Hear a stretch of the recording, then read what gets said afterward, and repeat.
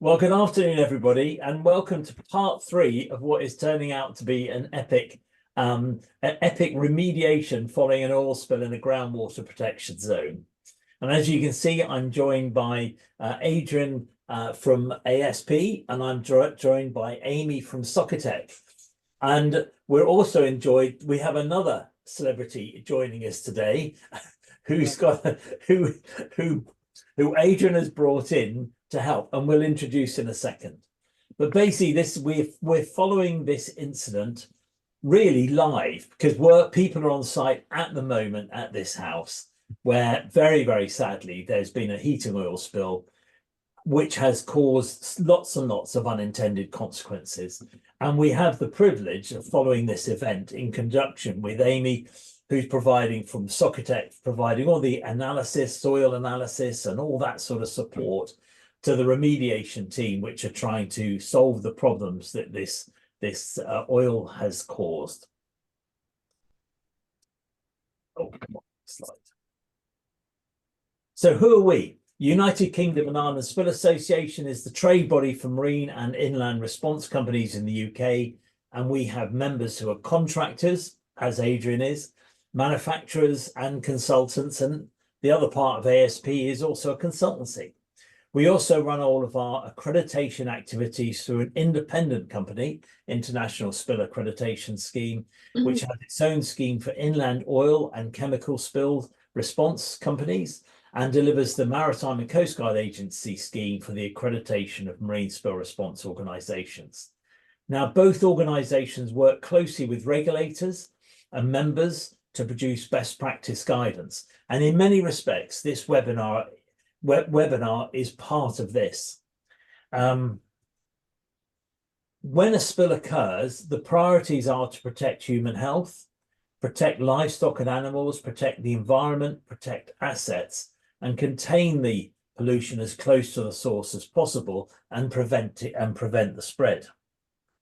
So this incident is really a good demonstration of what we're trying to, by sharing it, we're trying to get you as people who are either in the industry or interested in spill response to understand just how a job works and to take it through the different stages of it.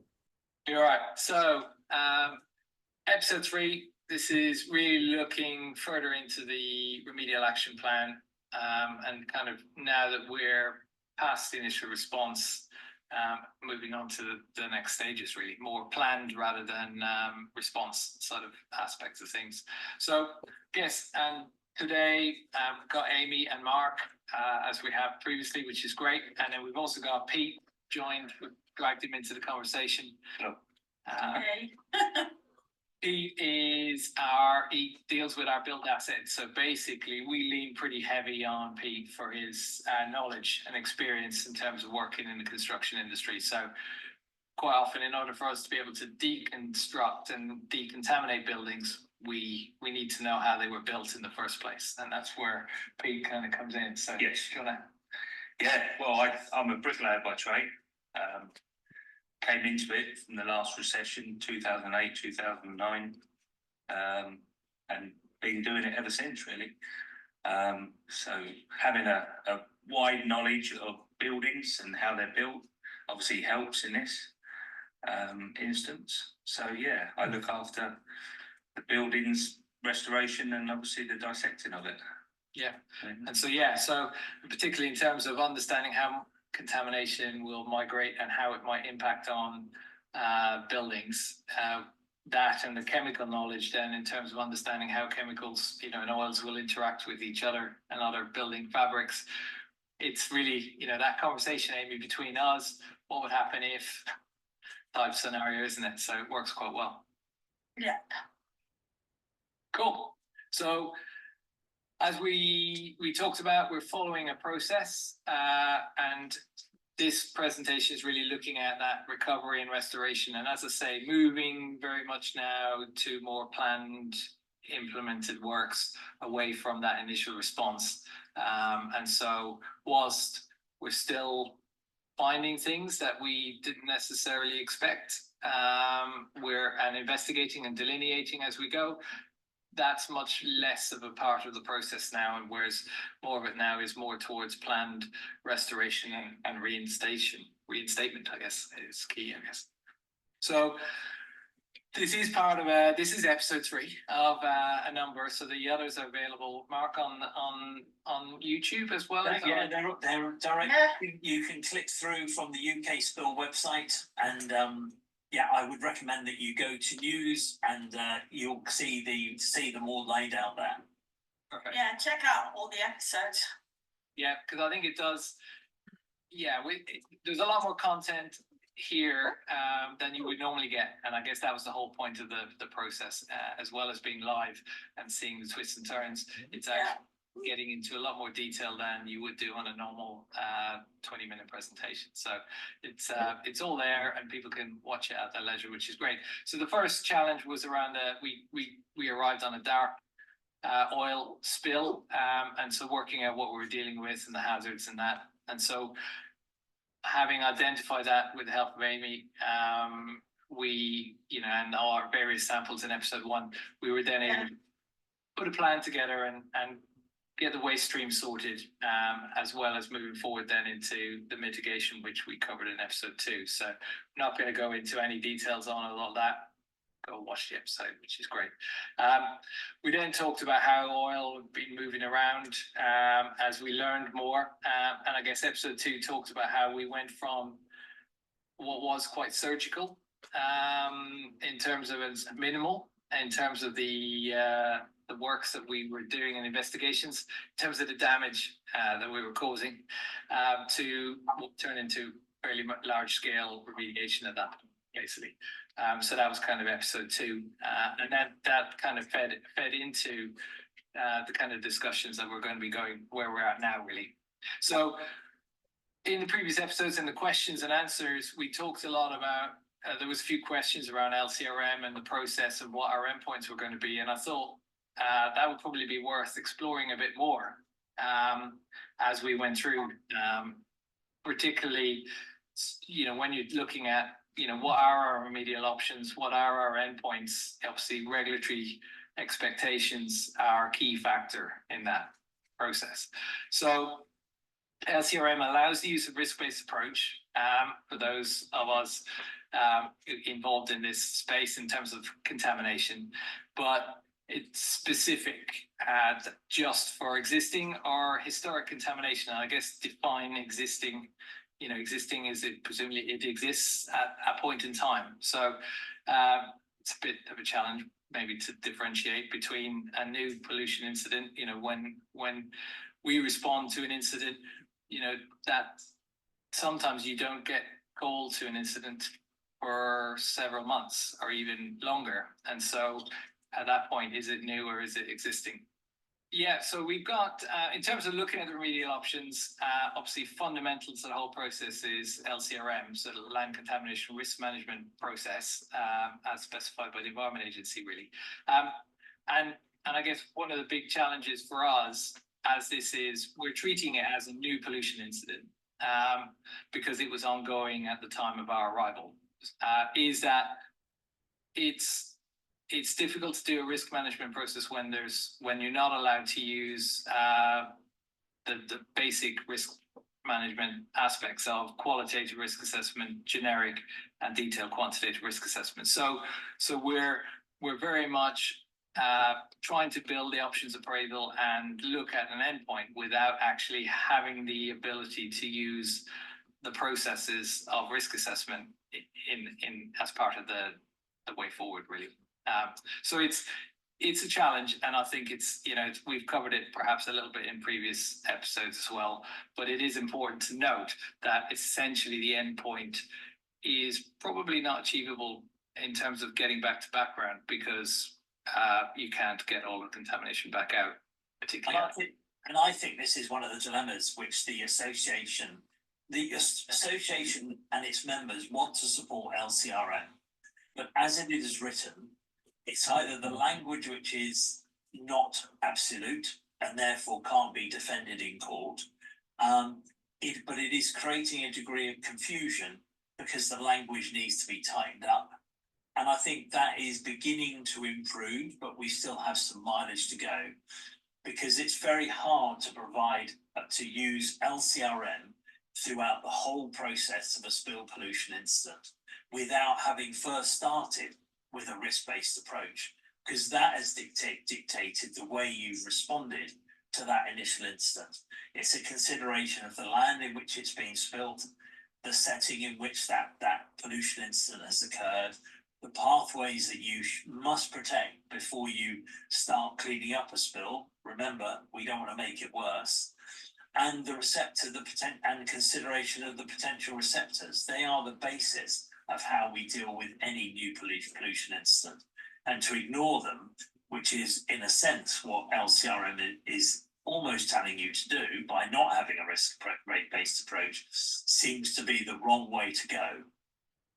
Yeah, and I think it's about, you know, we need some way of prioritizing based on resources and making sure that we're doing what you talked about in your intro, you know, making sure that we're stopping the contamination migrate and impact on receptors, but understanding, you know, the process of that mindset of identifying what is at risk, how much be at risk, what can we do to prevent that, is just, you know, it's a process that we've built up in the industry for the last 20 years, and we need to make sure that in my mind continues, basically. So yeah, so it's a challenge, but I think it's a good one.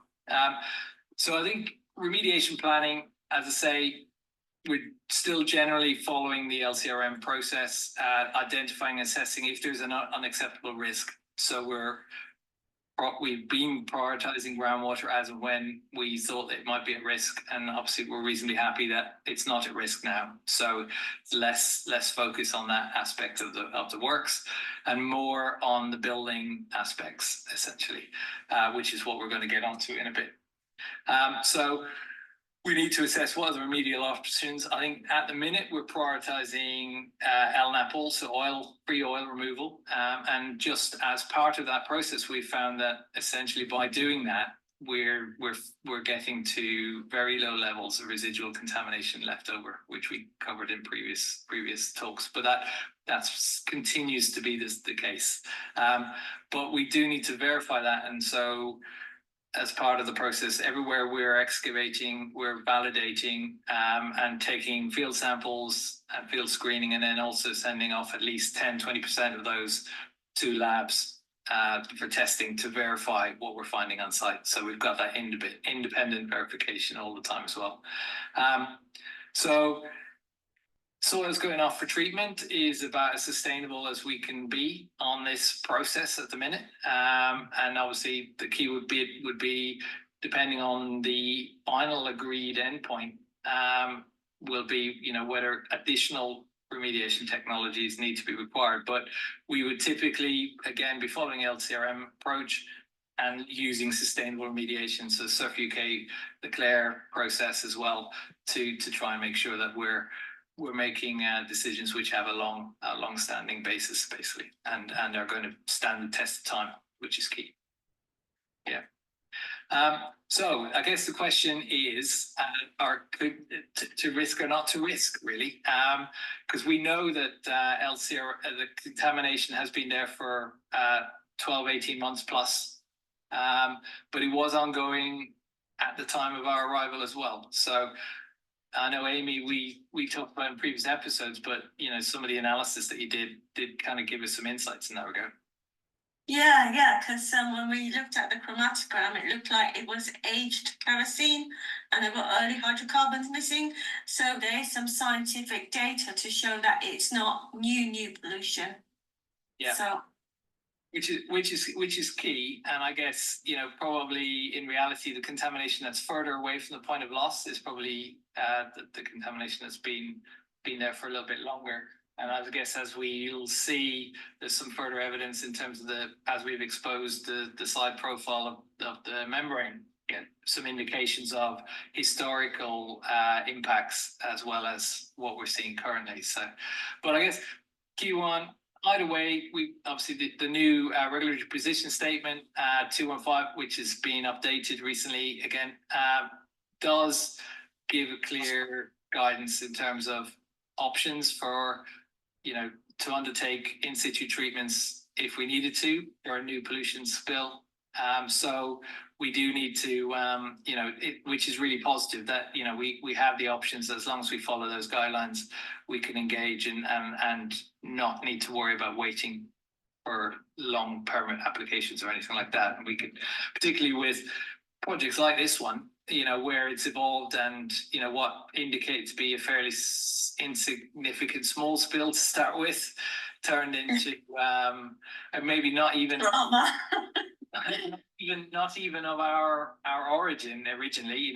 This wasn't the problem that originated on our site. Was the original view. So it's it's important to be able to respond and adapt quickly if you need to, and I guess that's the key bit there. And so we need regulators to be working with us, and I think the changes in the RPS statement does help that now, I think. Yeah, it's very welcome. Yeah. So I think so formulating the remediation action plan, as I say, typically we would look to do that based on what are the remediation drivers, and we would base that on both risk drivers and on the LCRM guidance in terms of what endpoint expectations in that regard as well. But we will always have to bear in mind of what is actually achievable. Without excavating most of East Anglia, we have to.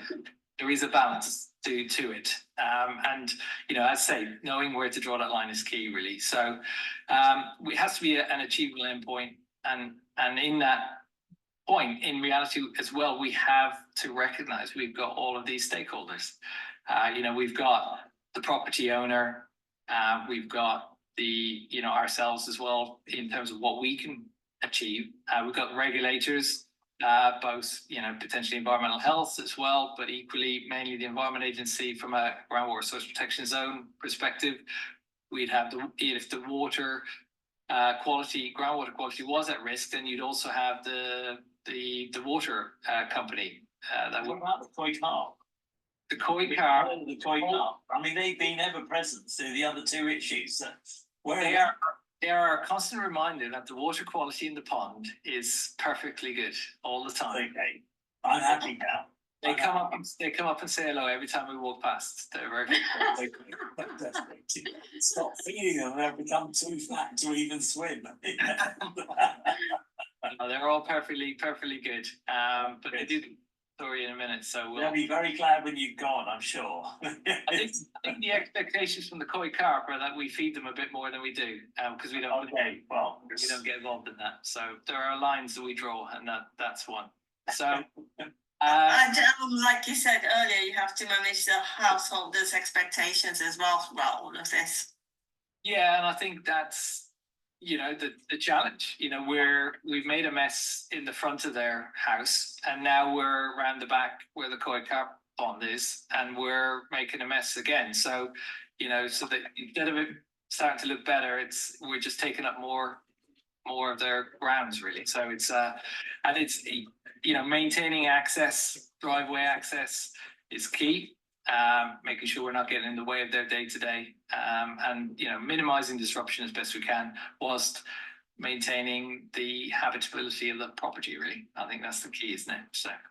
So, and then insurers, in terms of keeping them up to speed, and loss adjusters, making sure they're fully informed as to where we are in terms of costs, and making sure that they're happy with the endpoints that we're achieving currently, and equally, feeding back expectations from regulators, and also practical points from us as to what is achievable in the long term. So that all of those feed into an remedial options appraisal. So at the minute, I said, because the primary goal is free oil removal to stop it getting any worse and keeping it local. And because that's being effective in terms of dealing with the majority of the contamination and not leaving any residual impacts of any what I would call significance in terms of risk perspective. We're not looking at other remedial options at the minute, and that's probably a key one. But we would typically, as part of the upgrades, look at what are the technical solutions that could be applied. You know, whether they're available in the UK, and suitable for this geology, and if they are, then we would take those forward to the next level of assessment and say, right, how likely are they to achieve the endpoint that we need, based on the stakeholder engagement and where we want to be. And then equally, the next level would be, right, well, you know, what are the environmental impacts, carbon footprint impacts, and also the cost impacts of that, and putting all of those together to then come up with a list of solutions that are prioritized basically on achieve, you know, technical suitability, achieving the endpoint that we've set, and then equally undertaking that in a cost and environmentally sustainable manner, really. And all of that then feeds into ongoing budget requirements and cash flow, whether we, you know, depending on the options and how significant they are, how much material we're likely to need to treat would define whether we need an environmental permit, for instance, or whether we can apply the RPS 215 regulatory statement. So there's always all of these things are kind of working forward in advance, and as live and interactive as new information comes into play as well, which is key. And I guess, you know, key as well, the last two kind of come together in terms of verification plan, in terms of how are we verifying that we're achieving what we were setting out to achieve, so that there's that auditability both from our clients' perspectives, future consultants that may look at our data and say, you know, have you done everything you needed to do, and to the required standard, etc. But equally from a health and safety perspective, and I think, you know, that's one where, you know, we've had to pause or slow down works to the rear of the property because of ground stability issues. We've had to change the method of excavation to be able to do that. But that limits that method. Using trench boxes obviously then limits your ability to take validation samples as well. So every decision has pros and cons, and we need to make sure we can continue to do it safely and take, you know, particularly when we're excavating to 5-6 meters depth, you know, safety of our staff and plant and equipment. You know, you've got a whole new set of risks and hazards that need managing, which are completely outside of the contamination aspect, but they all need to be you know, managed as we go through it, really, which is key. So the conceptual model we presented in previous episodes, it hasn't really changed. I guess what has, in terms of potential receptor pathways, vertical migration to the chalk, we're kind of more confident than we were that that's less likely to be an active pathway. And equally, by removing the massive contamination that we have to date around the point of loss, we're equally more and more confident that kind of continues to improve, really. Vapors inside continue to improve to the point where we've turned off the active ventilation now and just monitoring, which is really good. And so it's really the focus of active remedial works now and next steps are really around the buildings, which is kind of the key bit of what we wanted to talk about, really. So building risk drivers. So there's the house. Wow, it's a house. Wow. Looks like a Maze Devon house, that does. It's a lovely looking house. I would quite like the house. It's not too dissimilar to our house, but yet again we're preserving confidentiality and not putting it out there. But it's probably a bit smaller than our house. So but it's that is a nice house. So I guess the key one is, if you imagine that house has a basement under 3/4 of the footprint of the building, that's pretty much what you've got. So we're worried about the membrane. We're worried about in terms of soakaways, so the drainage. So they're still kind of continuing to be areas of secondary sources, I guess we would call them, where contamination and oil has got into those in the past, and obviously still there, which could be remobilized if it's not addressed. Potable water supplies. So that's where the potable water, the drinking water supply that comes into the property. So that's quite key, and that's been clean, free from contamination to date, which is really good. Because one thing we worried about was whether, you know, if that had been contaminated, then obviously the risk was that would have contaminated the water filters and a lot of the equipment in the property, basically, which is all very nice and all hidden behind very nicely tiled walls and everything else. So the impact would have been fairly significant if that had changed. So we were keeping an eye on that. We continue to monitor that weekly. So, and then the borehole irrigation was supplied to prevent contamination being migrated around the property.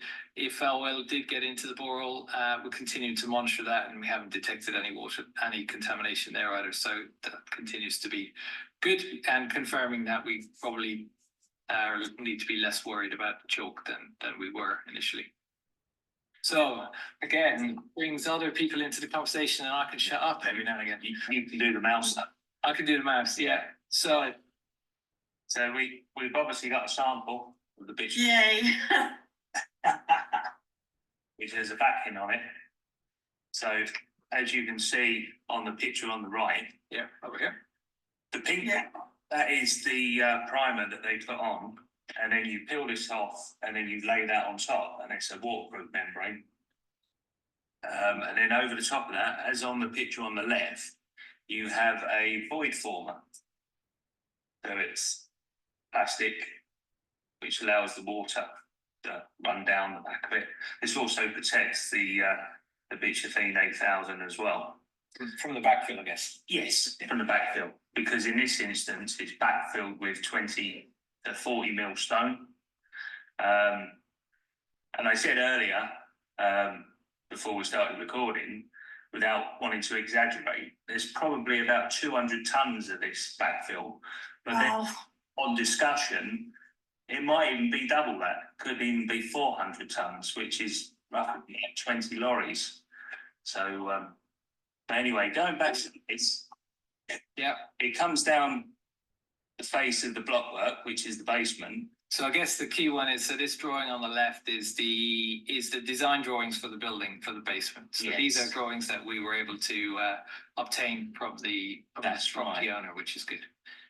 But then you've got a pre-proof membrane on the bottom as well, which then laps up and joins onto this bitumen. Yeah. That is, as the drawing suggests, and that is good practice and how bitumen manufacturers recommend it. This isn't exactly what we've found, though. No. Yeah. I guess the other one to just highlight on this bit is how flexible this is. It's all nice and flexible. Yeah. And we have found that in areas it is still flexible, and then in other areas it It's like a isn't. twist. Yeah, so it's perhaps being degraded by something. So I guess this is the rear of the property, This isn't is it? the back of the house.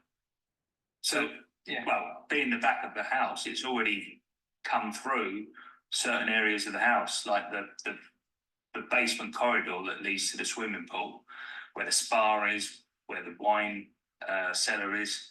So it's come this far, which is 15 to 20 metres away from the point of loss. Yeah. You can clearly see the oil in image 2 as well, can't you? Yeah, so just beneath the point 2, yeah, you've got oil there, and you've got feet standing on a pipe, which is a perforated pipe that's designed to run all around. So it's on the right hand side. Yeah. So which runs all around the basement slab footing, basically, and drains to a soakaway that is to the rear of the property. So we've got quite a lot of oil that's tracking in the granular fill at the base of the basement slab. So, and then you can see just where the mouse is, I guess that's where you can see the void former there protecting the bitumen, which is behind it. You go to the next one. I guess this is just as an example of what we found. So we did mention in previous episodes that there was a previous consultant involved initially in the very, when they didn't think that it was their issue as such.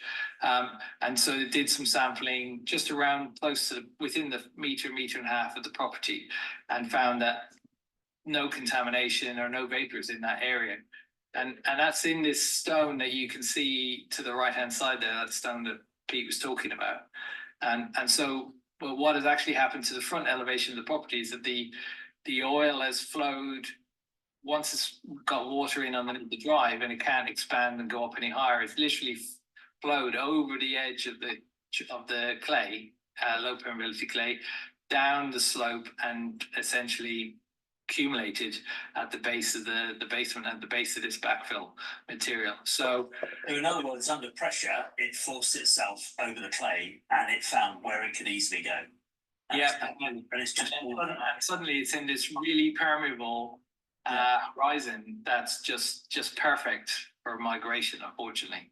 And then as water goes in and is drained away, obviously that oil can flow up and down that side basically. And I think we've got an example of this on the next one. So this further excavation around the side. So we've now moved a larger area around it so we can safely get up to it and expose it. We've peeled off the void former, as you can see there. And then you can see the bitchetine just by the manufacturer just inside. So they, so they have installed the right membrane. They've done everything they said they would have done. We're not seeing the pre-proof. We haven't found the pre-proof yet. No. But then on the left here, you can see almost a tide mark there, and this bit where it says Grace there, just really, really soft, and likely that this area, which is also corresponds with the area where the membrane is brittle. Yeah.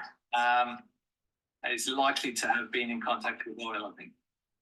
So you're saying the kerosene got up to that level?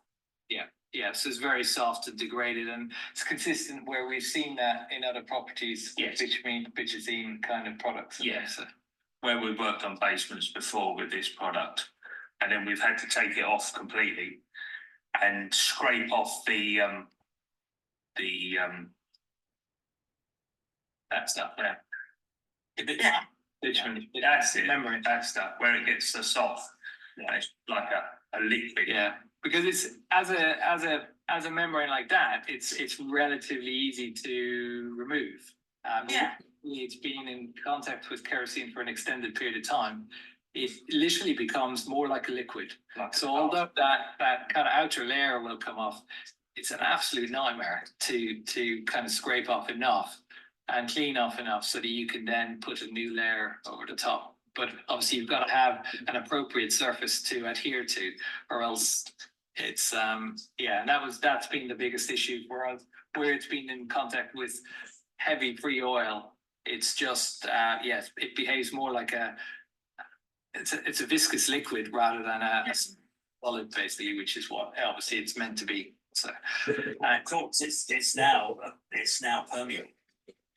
Yes, yeah. So it's now it's degraded, and we've had structural engineer out to advise on it as well. And I guess it highlights the suddenly all of these skill sets that are coming into play that are not you don't learn this in an environmental science degree. I can tell you that. So it's these are the challenges that you have to bring. You have to have all of these skill sets, and the importance of having those available are really critical, really, to be able to make informed decisions. Just as well, Pete's been a bricklayer and has got broad shoulders, really. Absolutely. Yeah. And Pete adds another facet to this whole conversation as well. Yeah, 100%. And I think it's all my career, the benefit of having people coming at it from different angles just enables you to come up with the right solution, and taking on board that knowledge is incredible, really. So I guess we just highlight the this is the manufacturer's advice as to the benefits of Bitchethene 8000. And I think the key one is we're all agreed that in terms of it was the right product and it was installed in the right way, it might be missing the pre-proof on the base, but we don't know. There might be an alternative there. So. Yeah. So it's less visible. We don't know what somebody's made an executive decision at some point on that. But we're worried about, I guess, whether there's a more permeable horizon beneath the slab, which would allow oil to migrate laterally beneath the slab. That's what we're worried about from a pathway perspective. So I guess the key one here is that actually it's a hydrocarbon based product anyway. So. But it's reasonably resistant to hydrocarbons in suspension, but less so to free oil, and particularly free kerosene. So it would be pretty good at dealing with basic stuff, but not enough. So we're very close to your favorite topic now, Mark. I know where we are. The koi. He looks very excited. The koi carp are behind us as we look at this. So. This is the last soakaway that we need to deal with, which is around the rear of the property, where essentially this is the last point of call.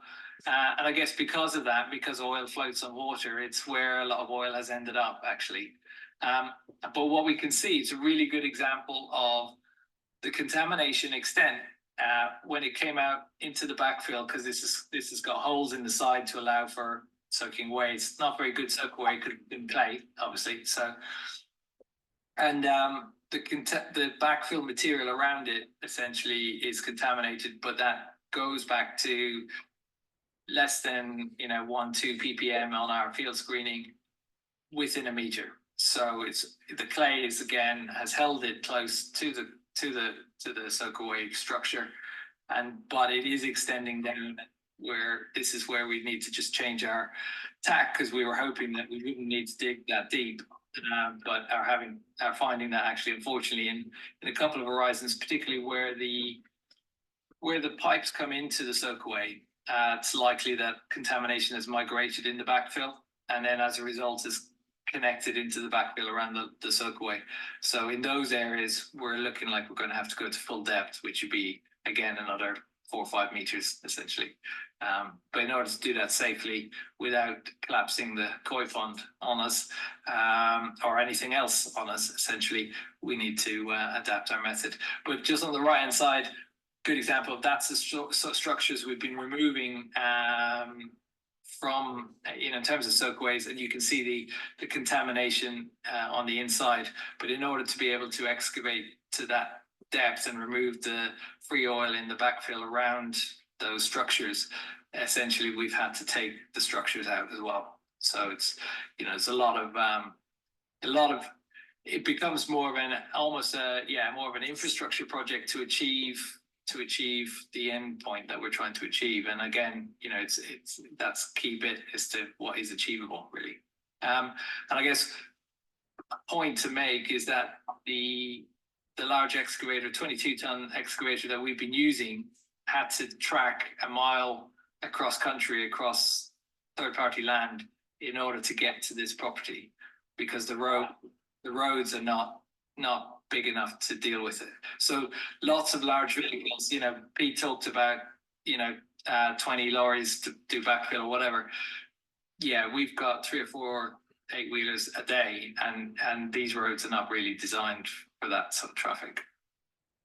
So we're having a big impact on the local infrastructure, this project, and so having a sustainable endpoint is a key bit, really.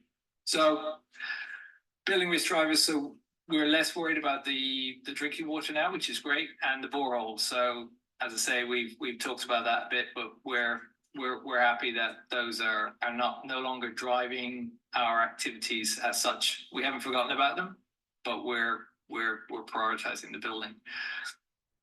And then it really takes us to where we are ahead of the conference next week. But equally, we're hoping reality that we would be a little bit further along. but just because of the way these things work for health and safety reasons and just access reasons, we're probably a couple of weeks behind where we would have hoped to be in that regard. But we've confirmed that the free oil is there around the basement footing, so we do need to deal with that. It was always something that everybody hoped and was keeping their fingers crossed that we wouldn't need to do, but we do. VOC levels are stable inside, which is good. Ventilation is off as a result, and we're now just monitoring just to make sure that that stays the same, which is great. So drinking water, borehole water, and the basement sump water are all continue to be good and monitored weekly, which is great. We're nearly there with the front elevation remediation, and we've got some residual bits to do in the flower beds, but we can't get back to those flower beds around the house until we reinstate, at least partially reinstate. So there's an element now of we've dealt with I guess it goes back to your discussion, Mark, around risk. You know, we've dealt with the majority of the risk, and now we've got to deal with the fact that we prioritized mass source removal, and now we've got to go back and tidy up the edges that we left behind because we were prioritized that because we were basing it on a risk-based process, really. So the next steps for us are really that we need to install that attenuation, the replacement drainage for all these soakaways that we've taken out, and we're basing that on a 5-year rainfall event. So a peak 5-year rainfall event, which is about 22 mil in 60 minutes. So that's kind of where, in terms of the design capacity, that's what we're working to, and we're just tweaking those designs and then finalizing those. And we need to get approval for that in order to get back to the front elevation of the property, really. And then we've basically got to get on with having a look at that bitumen condition to the front elevation. But in order to do that, we've got to reinstate so that we can safely go to that point. And I guess just on the groundwater, obviously discussions are ongoing with the Environment Agency, but the reality is that for our benefit and for theirs, you know, their expectation, we no doubt, but for our benefit as well, in order to be able to have that confirmation, we will be looking to do some sentinel wells around the point of loss just to confirm groundwater flow direction, and equally that groundwater hasn't been impacted, just so that we have that quantitative data to support our risk-based decisions at the minute, essentially. So I think that's pretty much it in terms of where we are for now. Yeah, but it's also very technical, and that's it's great that Pete is there to explain. Firstly, for us to understand as lay people how you protect an underground structure from the environment around it with things like the bitumen and things like that. Yeah. And also the considerable amount of backfill that is needed to ensure that underground structure is stable in use, but also the problem that the permeability of that backfill has actually allowed there's no clay around it to protect it, which actually there's loads of clay around the rest of the property, which in a way you could argue has protected the property from the impact of the oil spill. But it's different. It's very complex, and the concerns with this is it's become such a complex project, and it's fantastic. It's a great insight into what our members have to face when they're going into an oil spill. And you can imagine if this building was listed, just the steps, the problems that would cause, which this isn't. Yeah, and I think that's the importance of, both, I think, regulators and engagement across the board, that early stakeholder engagement, and we've been really lucky that we've been able to keep momentum on this project to date, and it's really haven't had any delays because of the commitment from Questgates on loss adjusting and insurers and the customer and the Environment Agency as well, in terms of making sure that we've been able to just kind of get on with dealing with the primary risk of the free oil that was there, and making sure that we've got both the resources, the cash flow, and everything else to deal with it, because that's meant that we've really reduced probably the cost overall anyway by dealing with it in such a quick way. But now, now we need to, now we're going into more tricky up against the building, and we need to think about where we can get access. We can obviously do removal in the same way as we have, and we can kind of clean that area up. But equally, there are bits on this building where we won't be able to get to those points around the basement easily, and we're going to have to come up with a risk-based decision-making process of, is it achievable to get into those points, or do we deal with it in a different way, from almost an in situ perspective? And so, there's going to be that balance of risk approach, and yes, some of it's going to be challenging, I think. So we need. Well, I think we want to hear about it, because this is a real live job, and these are the real issues which you come across, which you take advice on. But you're into quite significant civil engineering works there, aren't you? Absolutely, and as a result, the reality is that having dealt with the main mass and having controls in place to deal with any oil that might remobilize, those bigger civil engineering aspects will inevitably take longer to develop the method statement for and get the approvals for, because it's just going to be a bit more, they're a bit more involved, and are going to need that time to consider it. So it might be a little bit of time before we do, but I would like to do a final update, but I think we might have to wait a couple of months for that one. Yeah, well, let's hope for a dry winter. Yes, absolutely. That will significantly complicate issues. Yeah, yeah. We're used to those now, aren't we? We don't. Well, hopefully, we don't have peak rain. Having looked at the infiltration rates for the last year in this area relative to a couple of years in this area relative to previous in terms of the drainage designs, I think we're probably heading for more intense rainfall events. I think. Yeah. But I particularly enjoyed this episode as well, because it was really good to have Pete's insight into it, because it had just a whole new facet of things that I hadn't even known or considered. So those insights are really useful for a remediation site like this. So, and I hope it'll be, it should hopefully give a different opportunity in terms of the panel, the discussion, for questions that we get as well. In terms of, we've got more experience here to answer any questions that might come in. So we'll open the floor in a minute, I guess. Well, that's great. Well, I think if you can hand back to me, that would be great. Stop sharing your screen. There you go. Oh, where am I? Oh, sorry. Let me get to that one.